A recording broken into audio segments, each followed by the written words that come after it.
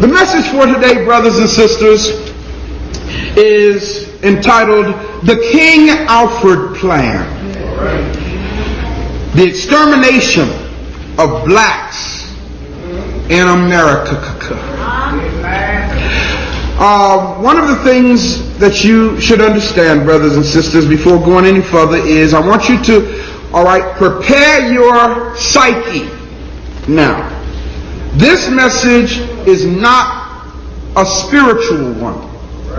This message is not a churchianity kind of thing. This message today is to let you know what's going on in our socio-political environment. Does everybody understand me? So kind of gear your head up for that, all right? And understand that I'm going to share some information with you in this message that's very disturbing. I'm telling you now. It's not meant to depress you. It's meant to make you aware. It's not meant to make you walk out of here feeling like there is no hope. It's meant to make you walk out of here saying, I got to get busy in informing my brothers and sisters what's really going on so that we can prepare ourselves for what is coming. The information that I'm going to share with you, personally, I have researched it along with many of my colleagues, and we found a lot of this information in the United States Library of Congress. A lot of this information has finally been declassified after being held away from the masses or kept back from the masses after many years. Because of the satanic, evil, and clandestine objectives contained in this program called the King Alfred Plan, it is imperative, it's necessary that those people whom God has called to be watchmen and watchwomen on the wall alert the people.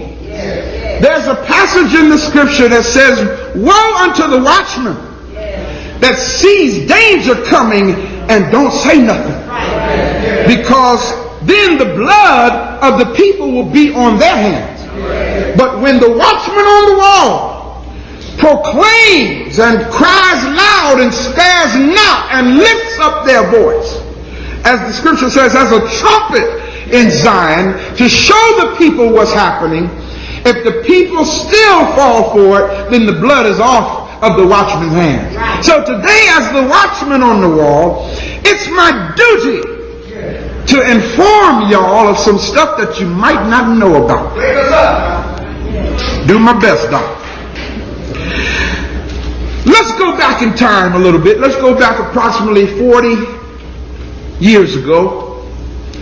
Between the years of 1960 and 1964, an organization called the National Security Council. Have y'all ever heard of that before? I know you have, because we talk about national security memorandums. Well, the National Security Council developed a government program called the King Alfred Plan. This program actually details the arrest, detention, encampment, and extermination of the black and Hispanic or Latino population of this country. No other race of people have had a program written for them but the black, and of course in 1984 it was amended to include the Hispanic population. President Reagan, along with the ex-director of the Federal Emergency Management Agency, Louis Goffredo, proposed this amendment in 1984, on April 6th of 1984, And hence you have the additional code name Rex 84. It's important that you understand, brothers and sisters, why this program has been put in place.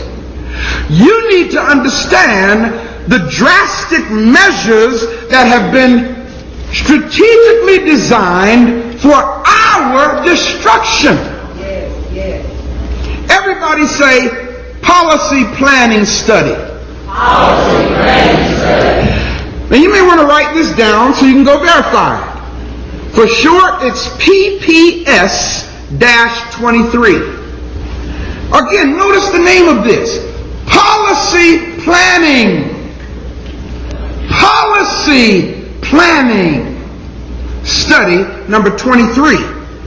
This took place, brothers and sisters, in February of 1948. I wasn't even born then. February of 1948, a man by the name of George Kennan, Kennon, of the State Department planning staff reported, and I quote him, he said, "The United States must devise a pattern of relationships which will permit them to maintain 50% of the world's wealth, while only having 6% of the world's population." You've heard me talk about national security memorandums. Well, there's another memorandum that I hadn't told y'all about. It's called National Security Memorandum 200. Now, we talked about 46, which says blacks must never be allowed to unite in this country. Well, National Security Memorandum 200, write it down, go look it up. National Security Memorandum 200 was written in 1975. Brothers and sisters, I'm not talking about stuff that just happened within the last few years. I'm talking about a program that has been in place for some time here. In 1975, a man by the name of Henry Kissinger. Have y'all ever heard of him before? Yeah, he's been kind of recently in the news. In fact, he's one of Bush's boys.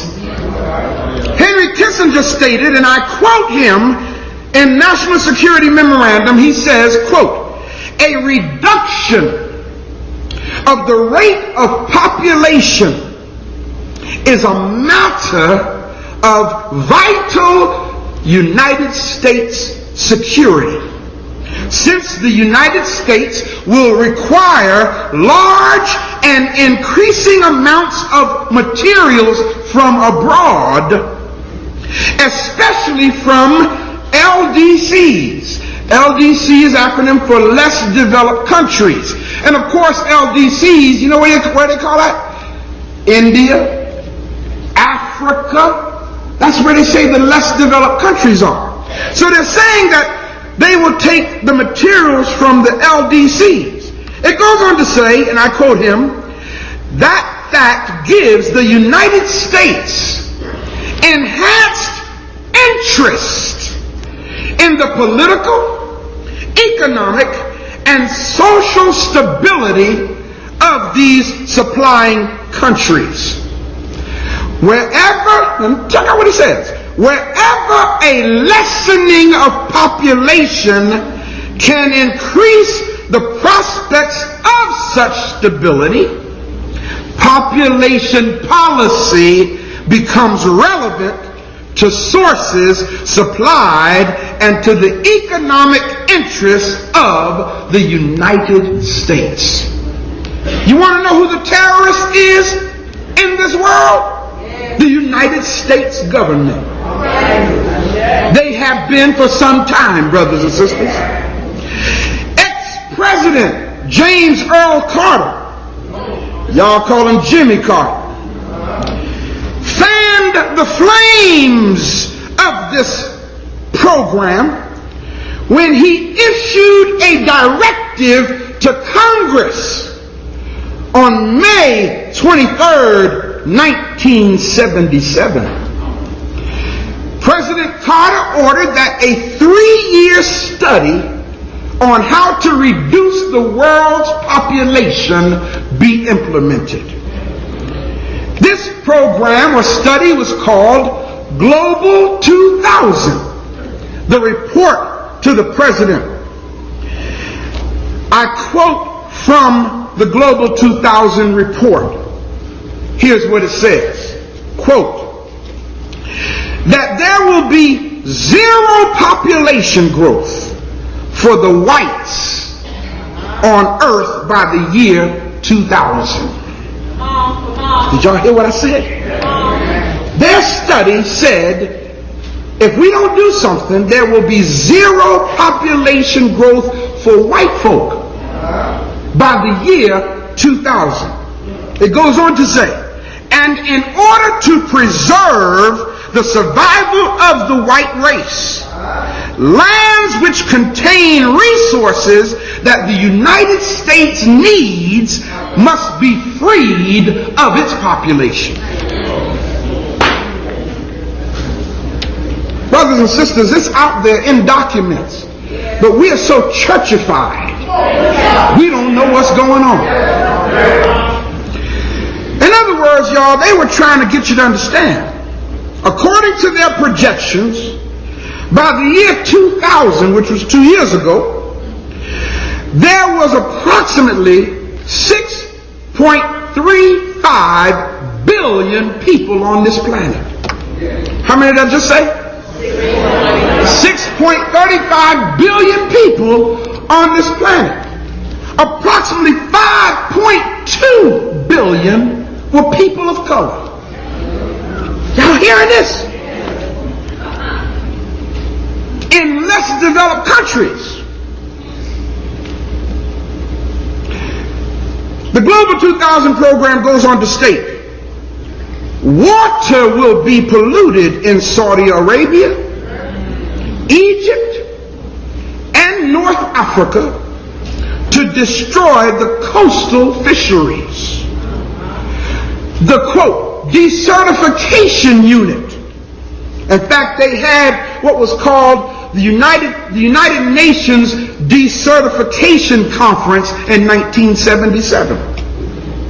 The decertification unit will destroy woodlands in the Sahel region in Africa below the Sahara Desert to increase, check this out now, to increase the destruction of topsoil.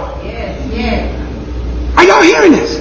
See, y'all, the land is so rich in Africa. You don't have to plant seeds. All you got to do is drop them. And they'll fertilize and take root and grow. So their program is to implement techniques that would destroy the topsoil and promote desert conditions. The people will, goes on to say, the people will have to resort to cow dung and field residue for fuel. Goes on to say another part of the report, fertility rates will be severely reduced. Doesn't say how though. It just says fertility rates will be severely reduced. Price of food will increase 95%. And Central Africa's food consumption will drop to 20% below the Food and Agriculture Organization standard for survival. Oh, this is really deep. And every $1 increase in the gross national product for less developed countries, for every $1, there will be $20 increase for North America, Western Europe, Australia, New Zealand, Japan, and Canada. Now this really blew my mind, y'all, when I was doing this research. It went on to say, whether, not W-H-E-T-H-E-R, W-E-A-T-H-E-R, the weather, like outside. The weather will be manipulated to affect production and demand of food, imported from other countries. Now you know that's deep. When they've actually developed the technology to cause weather control. Brothers and sisters, look at the person next to you and say, we really need to open our eyes. The report also stated that although the needs of Latin America and Africa could be met, hear this, although the needs of Latin America and Africa could be met in one generation's time, the United States opted for world model number 3, which calls for, now check, this is world model number 3. This is plans that's already in place. World model number 3, which calls for massive famine in Asia and non-OPEC Africa. OPEC is oil producing, exporting countries. So if it's a country in Africa that really ain't into the oil thing, mass famine will be induced in that country.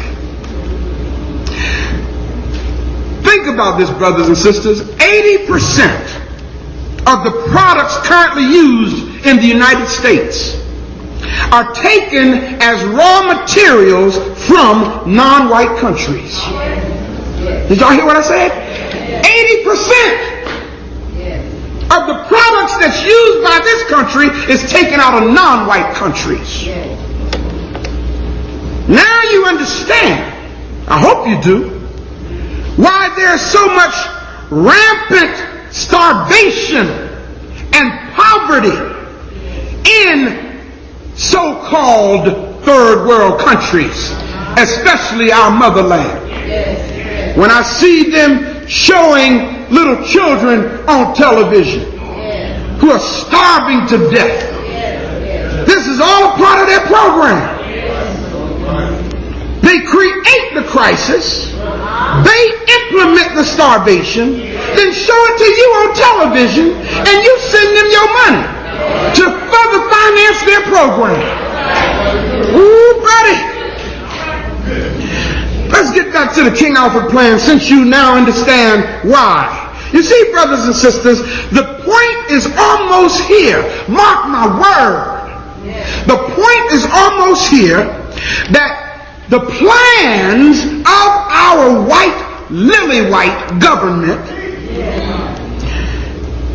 to incite rioting and revolution among blacks and other people of color in the world, the point is almost here where the President of the United States will issue his order for the emergency. The King Alfred plan. You have it in your hands. Let's look at it right quick. Let's see what's going to happen here. They didn't write this, brothers and sisters, without a plan to make it happen. Let me say that one more time. They did not go through the trouble of writing this without a plan to pull it off. The King Alfred plan, the United States of America King Alfred plan, codenamed Rex 84. Here's what it says, and I'm going to read quickly. In the event of widespread and continuing and coordinated racial disturbances in the United States, King Alfred, at the discretion of the President, underline that, and then look at the person next to you and say, this is why no black man can be the President. You got to understand, people, this program was written for black people. They ain't gonna, hey, listen, I don't know, what's Secretary of State's name? Colin Powell. I don't know. He seems to be a little disgruntled, but when you got people like that supporting the white agenda, you know, it makes you wonder. They might be able to put somebody who looks black in the Oval Office. It says, at the discretion of the President, King Alfred is to be put into action when? In other words, when the President of the United States, not Congress, not the House, not the Senate, not the House of Representatives, not the Senate, when the President declares this emergency, it's to be implemented immediately. Participating federal agencies, what are they? National Security Council. What else? Central Intelligence Agency. Federal Bureau of Investigation. Department of Justice. Department of Defense. Department of Interior. Participating state agencies, what are they? National Guard units. State police. Participating local agencies are what? City police and county police, that's right. Now, one of the things you need to understand, brothers, let me make this notation before we read further. In addition to the law enforcement agencies that we just mentioned, in 1982, there was a guy named Oliver North. Y'all have heard of him, right? Oliver North and Ronald Reagan got together, and the two of them amended the King Alfred plan. And their amendment became known as Rex 84 because it was signed by Ronald Reagan in 1984. Now, the original plan was signed by Lyndon Baines Johnson, but Ronald Reagan amended it to include the Hispanic population. Originally, it was, what we're going to read, it was just written for blacks. But in 1984, Oliver North and Ronald Reagan amended it to include the Hispanic and Latino population. What's really deep, brothers and sisters, is this. The neo-Nazi groups, this is all a part of the amendment in 1984. The neo-Nazi groups in Texas, Louisiana, and Mississippi, along with state militia groups, like the Missouri militia, the Michigan militia, the Minnesota militia, all of these white paramilitary groups that have their training grounds out in the woods and stuff that y'all, I'm sure y'all know about that, right? I hope you know about that. Well, the amendment in 1984 was written to include them automatically being deputized when the president declares the emergency. And all of these other groups will be deputized by the federal government to round up blacks and Hispanics for encampment. This is not good news, brothers and sisters. I'm not here to make you feel good today. I'm here to make you aware today. Y'all hear what I'm saying? Now, brothers and sisters, if y'all are thinking for a moment that there's going to be worldwide empathy or sympathy for us, don't think that. Now, I'm going to tell you why I say that, y'all. Because y'all remember when James Baker was Secretary of State? Well, James Baker developed a policy with Russia and Canada. These other governments have created what's called a United States European base to exterminate blacks and Latinos in Africa, South America, the East and West Indies, Cuba, and Puerto Rico. I mean, they're working. Why? Why are we targeted? Think about that. Let's finish reading the memo here. Memo from the National Security Council. Y'all see it? Notice what it says. Even before 1954, when the Supreme Court of the United States of America declared unconstitutional separate educational and recreational facilities, racial unrest and discord had become very nearly a part of the American way of life. But that way of life was repugnant to most Americans. Since 1954, however, that unrest and discord have broken out into widespread violence, which increasingly have placed the peace and stability of the nation in dire jeopardy. This violence has resulted in loss of life. Y'all remember the riots in the 60s, right? Okay, this violence has resulted in loss of life, limb, and property, and has cost the taxpayers of this nation billions of dollars, and the end is not yet in sight. This same violence has raised the tremendously grave question as to whether the races can ever live in peace with each other. Each passing month has brought new intelligence. Now check this out. That despite new laws passed to alleviate the condition of the minority still is not satisfied. Now who y'all think the minority is here? Black folk, right. Demonstrations and rioting have become a part of the familiar scene. Troops have been called out in city after city across the land, and our image as a world leader severely damaged. Our enemies press closer, seeking the advantage, possibly at a time during one of these outbreaks of violence. The minority has adopted an almost military posture to gain its objectives, which are not clear to who?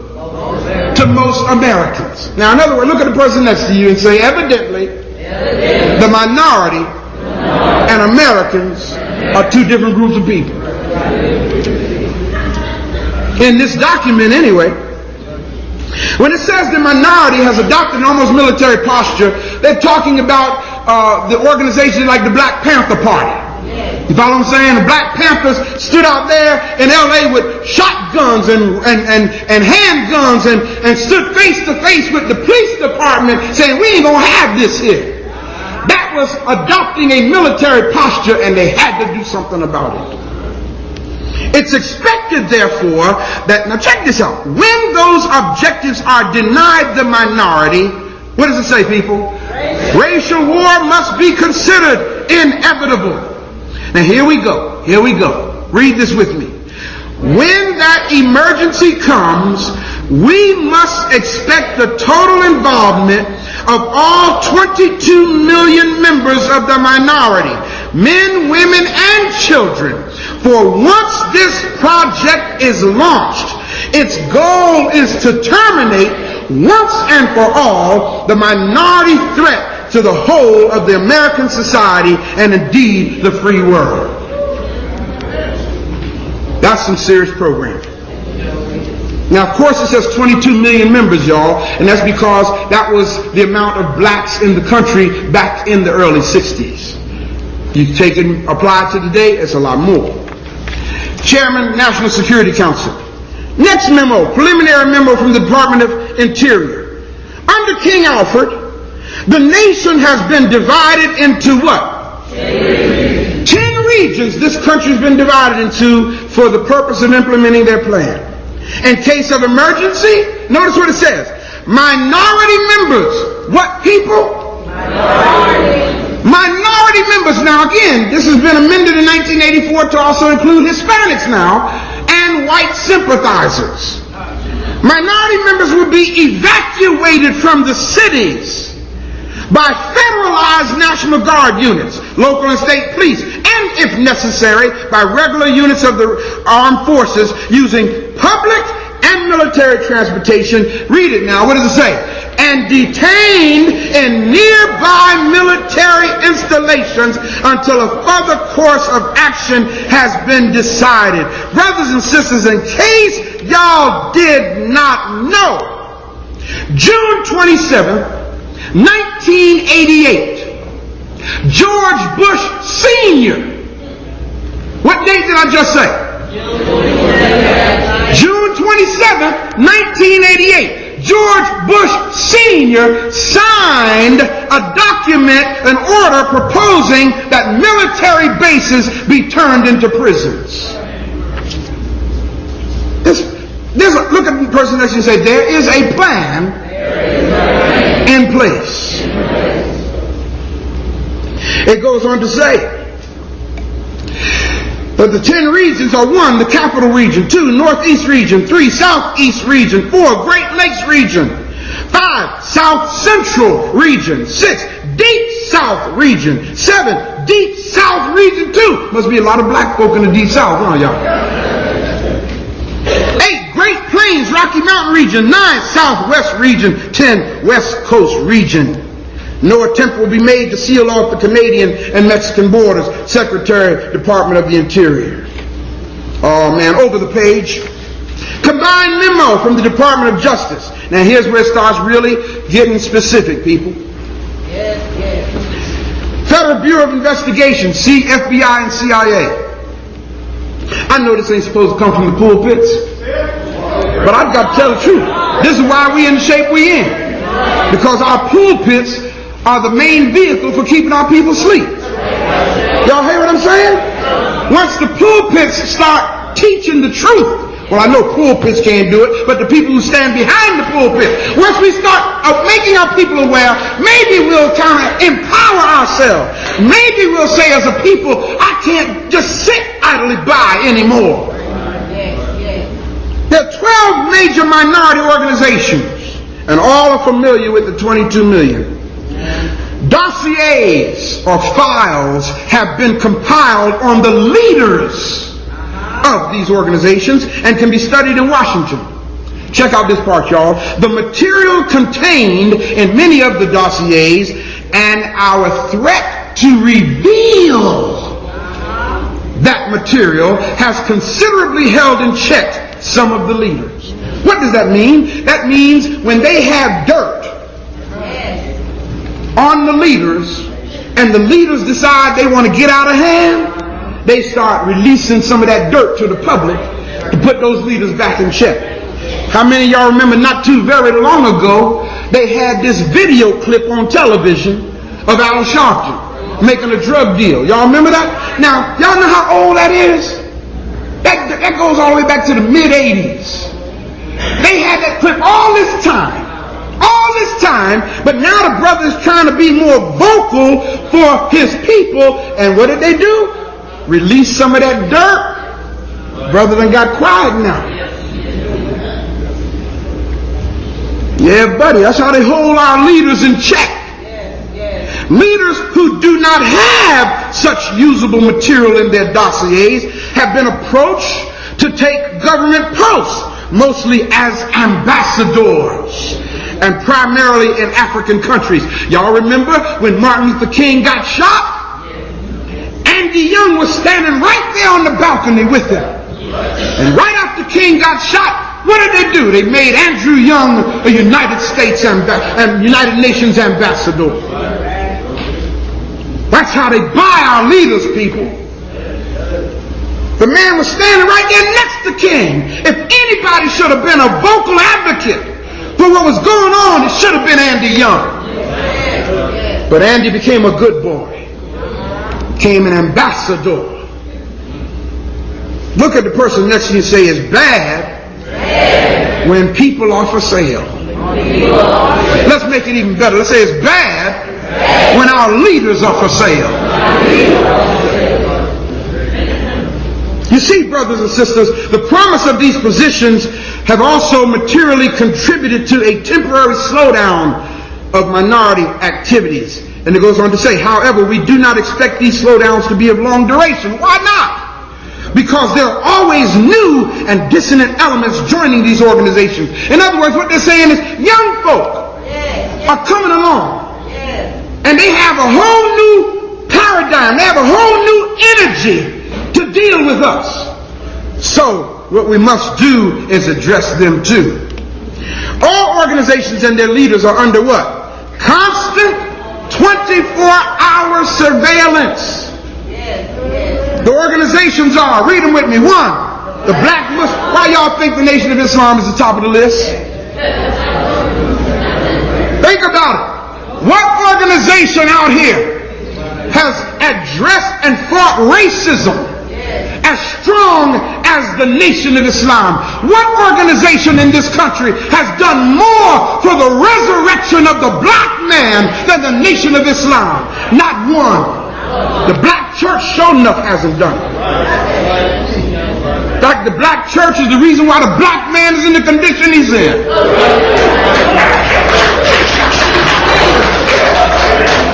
You think about it, y'all, the black church is not designed for the empowerment of the black man. The black church is designed to excite black women. That's why in the black church, music is so important. Brothers don't want to hear all that stuff. Don't get me wrong, we ain't that we don't like music. But brothers just ain't into all that emotion. And if you notice, most of the time when people are getting involved, it's sisters standing up and clapping. Brothers are sitting there saying, "Oh, I'm waiting for you to feed this." Brothers are not into feeling good. Not that we don't want to feel good, but that's not our agenda. And the black church is about emotionalism. The black church is about how do you feel when you come out the wilderness. Now, y'all know it's the truth. They ain't asking what did you know when you come out the wilderness. It's how do you feel when you come out. Oh, shucks. Black Muslims. 2, Student Nonviolent Coordinating Committee, also known as SNCC. 3, Congress of Racial Equality. 4, the Yahudu Movement. 5, Group on Advanced Leadership, or GOLD. 6, Freedom Now Party. 7, United Black Nationalists of America. 8, the New Pan-African Movement. 9, Southern Christian Leadership Conference. 10, the National Urban League. 11, the National Association for the Advancement of Colored People. 12, Committee on Racial and Religious Progress. And I've added another one, y'all. 13, the African Village Center. Yeah, I had to put that there. Note, at the appropriate time, underline those words, y'all. At the appropriate time. What does that tell you? That this thing is still in the works. At the appropriate time, to be designated by the president, the leaders of some of these organizations are to be detained. When though?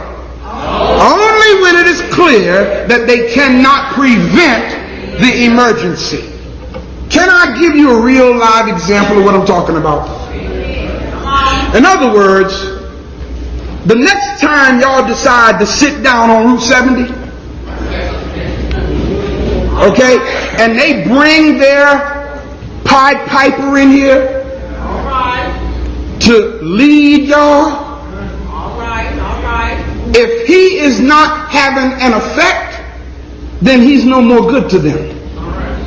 But if they can bring their boy in here and sit down with y'all and then say, all right, y'all, let's get up and go get in the paddy wagon because we made our point. And then the whole thing only lasts a good 20 minutes. That leader is still effective for their cause. Look at the person next to you and say, we got to learn how to stop allowing them to manipulate us with our illegitimate leaders. Am I making sense, people? I know this message is not going to be liked, but I got to tell it. I got to tell it. I'm tired of seeing them send their puppets in here talking good. And that's what they do every day. They just fly all over the country getting arrested.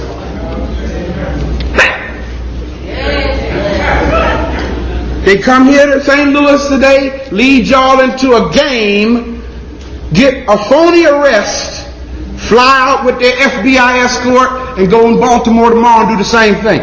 How many people come on, y'all, come on. Come on.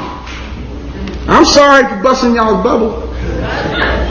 I'll tell you like it is.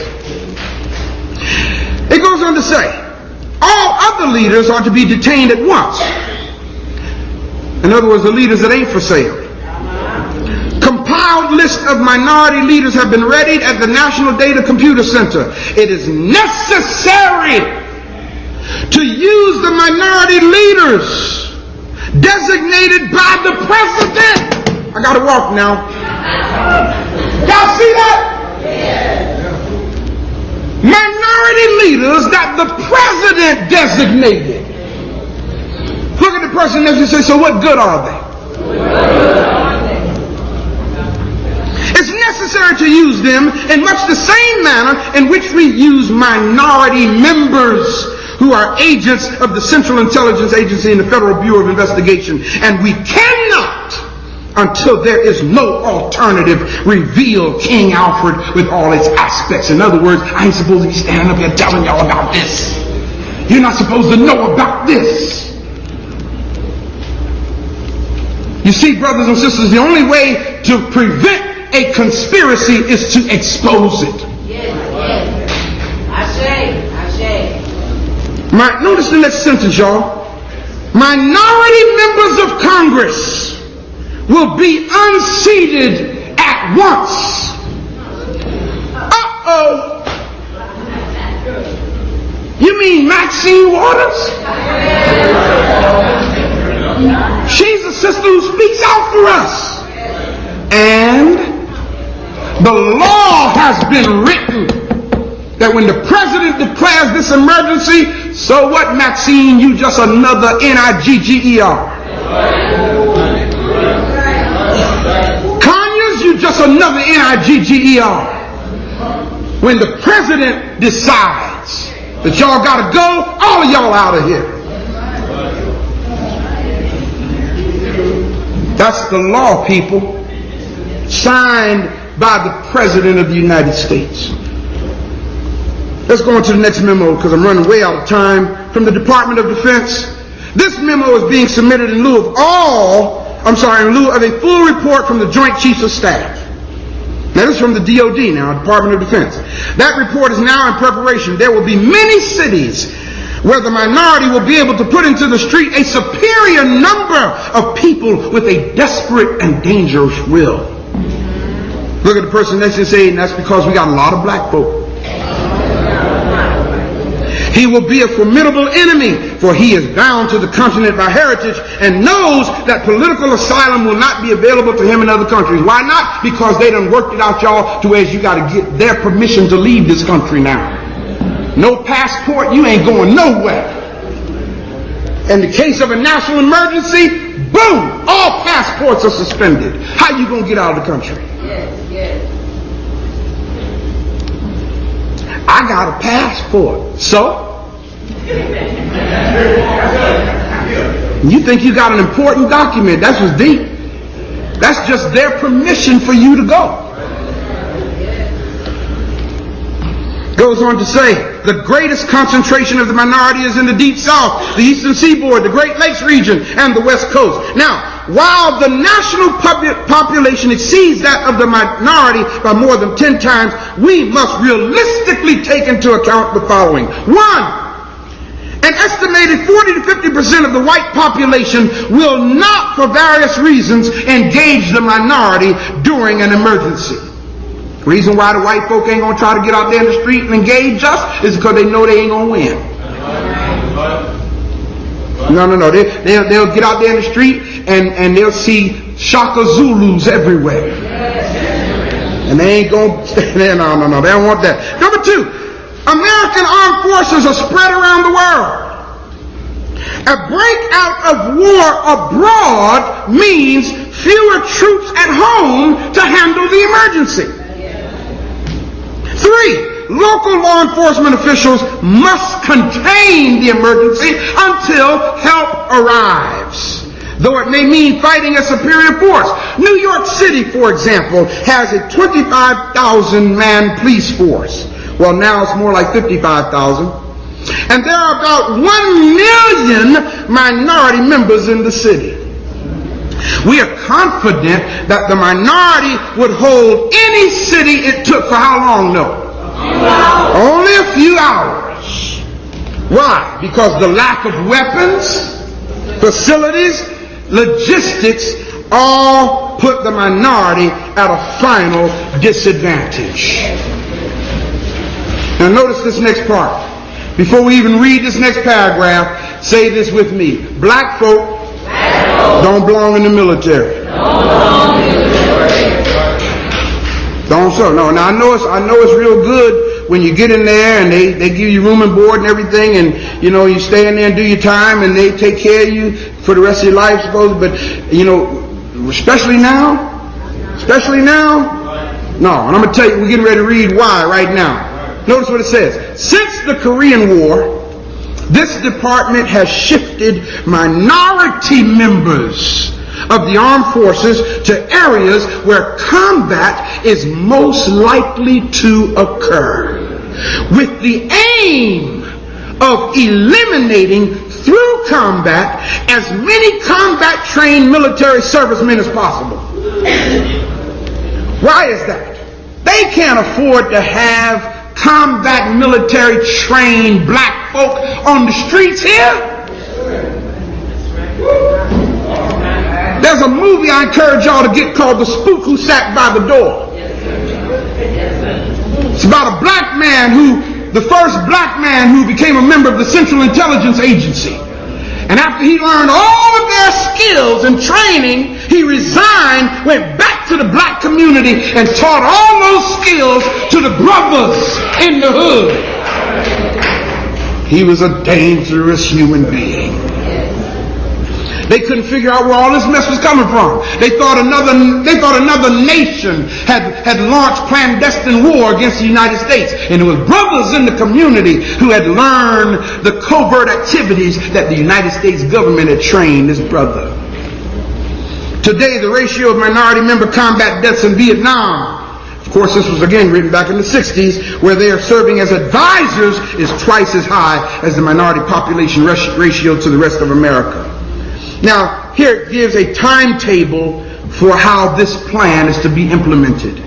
Brothers and sisters, I don't know if you can even get your mind to fathom what I'm about to tell you. But here they have this thing so organized that they actually got it worked out to how they can actually round up, arrest, and detain and incarcerate all of the black people in this country in an 8-hour period. Notice what it says. Number one, local police and minority leaders in action to head off the emergency. In other words, those hand-picked leaders by the president, first thing they do, they send them in, try to get black folk to stand down. Now don't try to go in and tell them, don't tell them you came in there to stop them. Go on and let them march a couple of blocks. Yeah, let them march a couple of blocks. Let them sit down on the highway for 20 minutes. But then cause them to stand down. Lead them into the paddy wagons. Or talk to them and say, all right, y'all, it's time for us to go now. 2, countdown to 8 hours begins at the moment the president determines the emergency to be national, coordinated, and it's going to last a while.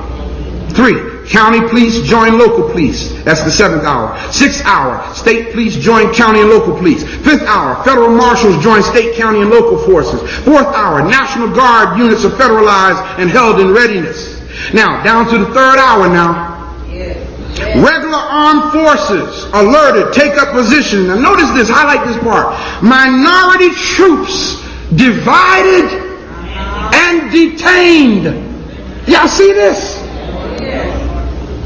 In other words, yeah, you in the Army, you in the Marines, with your M16. But when the president declares an emergency, we're going to take your M16 from you, even though you done went and almost gave your life for this country. When the president declares an emergency, it's time to round up all these black folk and put them in some of these storage facilities. Until we decide what we're going to do with them. Y'all, why you think they're building all these storage facilities? Y'all ain't got that much stuff to put in storage. Come on, y'all. Think. Storage facilities with running water. What boxes need with running water? Oh, man. Minority troops divided and detained along with all white sympathizers under guard, down to the 2nd hour. All minority leaders, national and local, detained. Why is it that they want to detain the leaders? You know? Why just the leaders? Now, they ain't round up all of our people yet, just the leaders. Now, President goes on national radio and television and tells black folk and the Hispanics, y'all got 1 hour to stand down. If they don't listen, down to 0 hours, all units under regional commands into the emergency. Engage. Now, here's a note. Zero Committee report. And this was called the Zero Committee, and of course talking about zero population. Survey shows that during a 6-year period, production created 9 million objects. What in the world is that? Or 1.5 million each year. Production could not dispose of the containers, which proved a bottleneck. However, that was almost 20 years ago. And remember, this was done in 64. 20 years before 64 is 44. 1944, 1943, 1944, that's when the Holocaust took place, y'all, in Nazi Germany. Yes, yes. And what happened was the furnaces that Hitler used to burn these people weren't hot enough. Right. So when they start throwing the bodies in the furnaces, the bodies weren't burning up fast enough, and it caused the furnaces to get clogged up. So notice what this report says. We suggest that vaporization techniques be employed to overcome the production problems inherent in King Alfred. What does that mean? Well, as a result of this recommendation, they began to build what we call high volume or nuclear powered trash incinerators. And these incinerators burn 5,000 degrees Fahrenheit. Y'all listen, steel, depending on the kind of steel it is, melts between 2,600 and 2,700 degrees. Now, steel will melt at that temperature. Why do you need a incinerator that burns 5,000 degrees? So that the furnaces don't get clogged up again. When they take those people who they detained and gas them, put them to sleep, Lord have mercy, put them on these conveyor belts that roll into this furnace. As soon as they get in there, poof. Now I know it's not good news. Preacher, I didn't come here to feel sad today. Hey, if you don't know, you're going to really feel sad. Because the biblical text says it this way: my people are destroyed because of a lack of knowledge. Don't say it can't happen, people.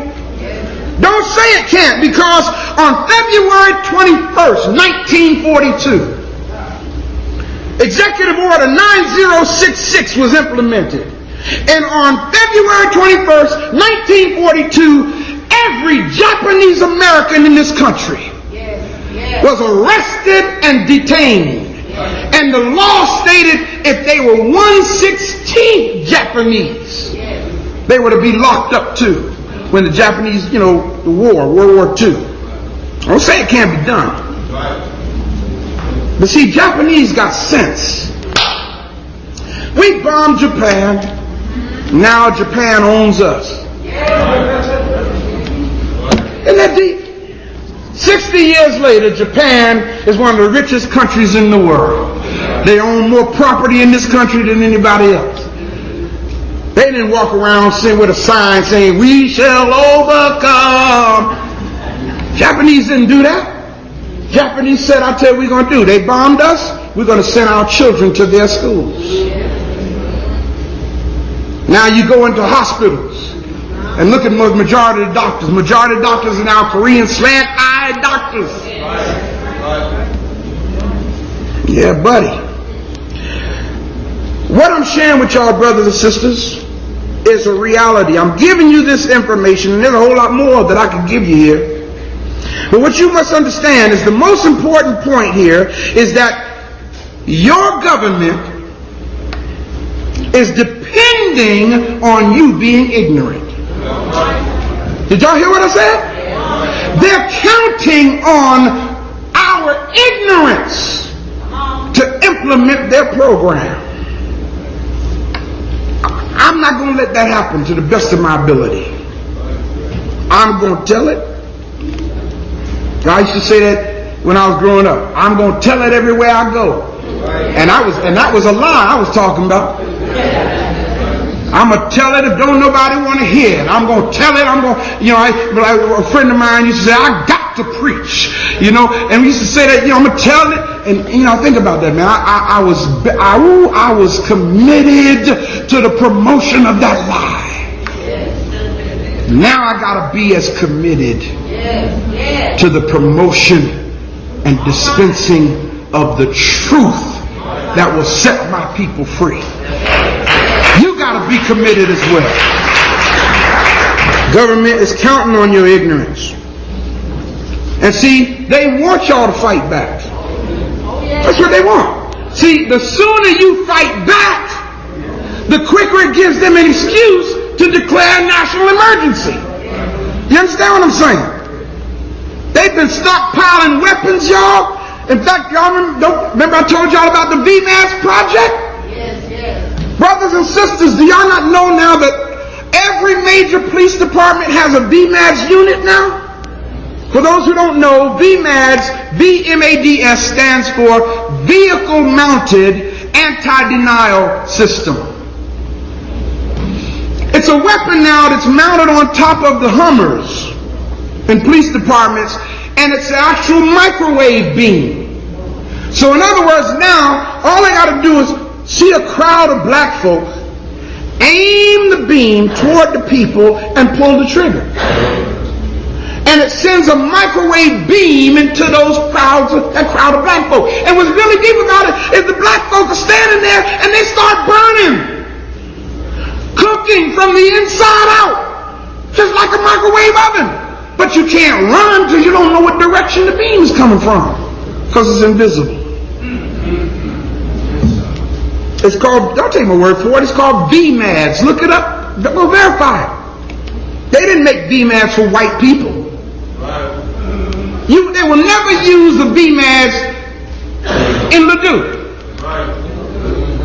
They'll use it in North St. Louis though. Y'all hear what I'm saying? Now, what can we do? I know this is going to sound a little flimsy as I close. What can we do? Look at the person next to you and say, first thing is learn how to pray. You see, y'all might not believe in prayer, but let me tell you something. Prayer is a powerful tool. Prayer will give you guidance and wisdom, because when you pray, number one, you quiet yourself. You humble yourself and you perk up your ears to hear what God has to say to you, either through the Spirit of God in you or through the voice of your ancestors. I'm a firm believer, brothers and sisters, that God is not going to allow His people, those who will hear, to meet with extermination. We have come through too much. Y'all hear what I'm saying? And we're still here. We are the number one wonder of the world. Not the pyramids, we are. Pyramids was the number one wonder, but see, they're trying to, we're still here to tell about the pyramids. We ain't supposed to be here to tell about it. We're supposed to be gone by now so they could claim the pyramids as theirs. And here we still are. So I'm giving you all this information today because I love you. I love your children. I love our future. My people are destroyed because of a lack of knowledge. Ephesians 5:11 says these words, and I close. Ephesians 5:11 says, have nothing to do with the fruitless deeds of darkness, but rather expose them. Y'all got that? So when I see the deeds of darkness that's been designed for the elimination of our people, my job is to expose that which will bring genocide and destruction to our people. It might mean the difference between your children living or dying.